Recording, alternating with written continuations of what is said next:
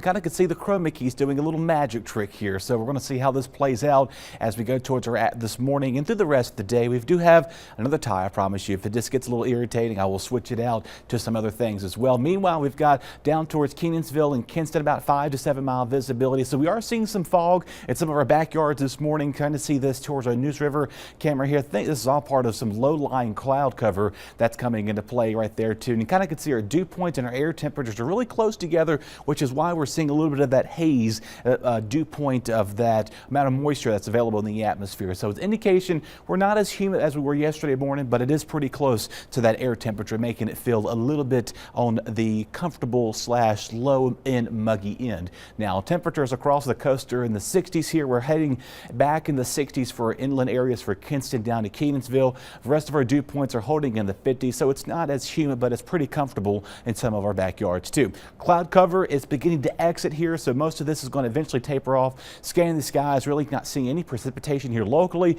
This is the next round of rain we're watching as we go towards this afternoon, and later on tonight it's going to prompt some later showers well after midnight. Now today we may see a few showers here or there. Generally speaking, it is going to be more so on the lighter side this afternoon. If you see showers, it's not going to be a widespread event. Most of the rain will be falling while we are sleeping.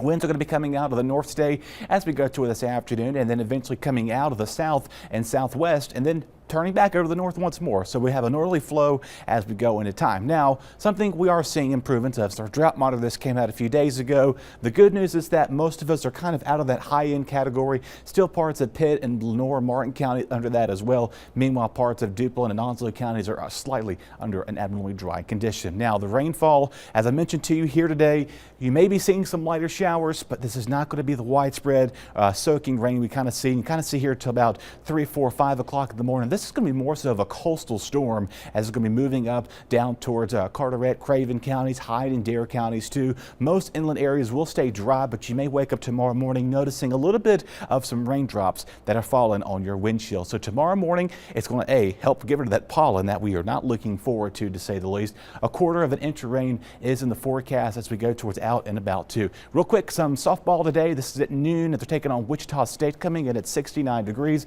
We'll eventually kind of see things clear out as we go toward the day. Mostly to partly cloudy skies are at play too. 66 as you make your way there down to the baseball field. Now, of course, tomorrow looking pretty nice and cool.